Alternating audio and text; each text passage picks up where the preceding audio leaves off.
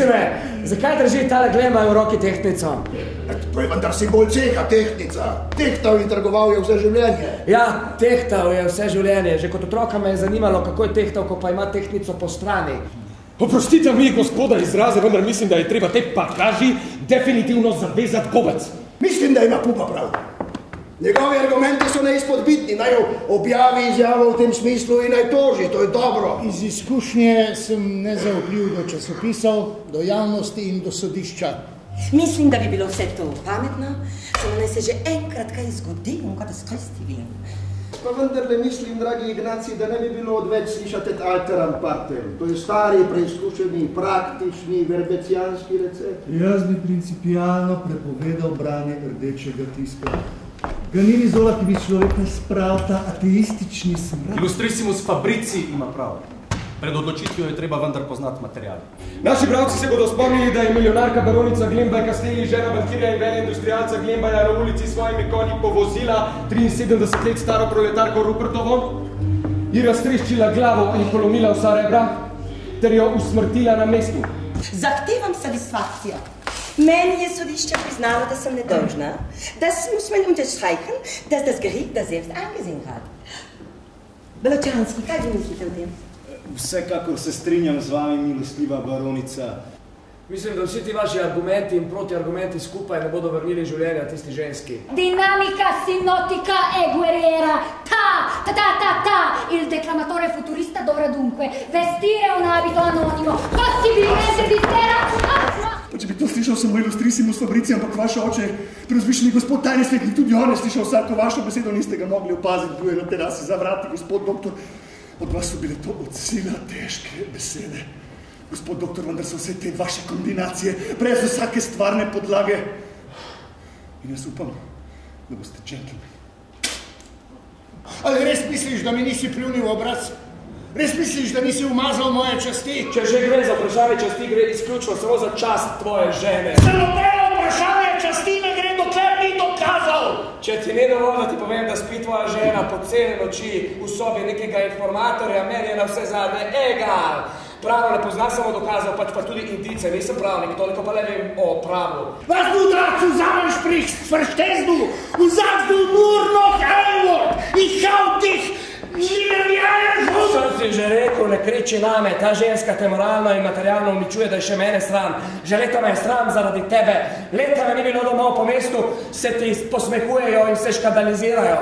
Tiho, če rečeš samo še besedo. Ne bom tiho! Leta se pripravljam, da ti to povem. Ona je šarmantna. A ti misliš, da tisti penasti obrlojtant von Baločanski prihaja v tvojo hišo zato, da bi s tamo igral prič, ali zato, ker je gospa Baronica šarmirala tudi njega, ti si se pustil šarmirati na čugi in mi že leta gledamo v tla. Was? To je navadna, anonimna kurva in sam. Du zlodajev Vater! Was? Kje hast du?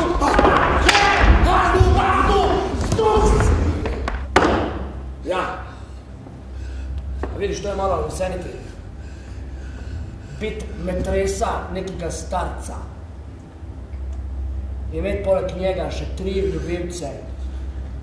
Bat se 20-letnega študenta iz Cambridgea. Ta ženska me je stisnila med nogi, ker se je bala moje kontrole. In ti si mi upal pogledati v oči? Podrla sem s konji tisto bolno siroto, ampak ne hoti. Vi pa vidite, vi ste bili malo prej v svoji sobi neprimerno bolj okrutni z lastnim očetom. Zato je padel in se zaradi skleroze ni več pobral. In meni niti na kraj pameti ne pride, da bi vas obtožila umora. Povejte mi pred pametno, Franjo, da je umrl gospod generalni direktor Gembaj. In zdaj bodo prišli tisti reveži, ki zaudarjajo počebule in švico in bodo odnesli gospoda pravega tajnega svetnika njegovega veličarstva. Enako kot vsako drugo težko stvar.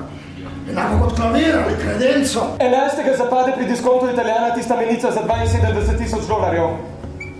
Halo? Vam ni znano? Tukaj, gospod moj, nekdo nekoga vleče za nos. Ne bo ti. 5 milijonov pasive.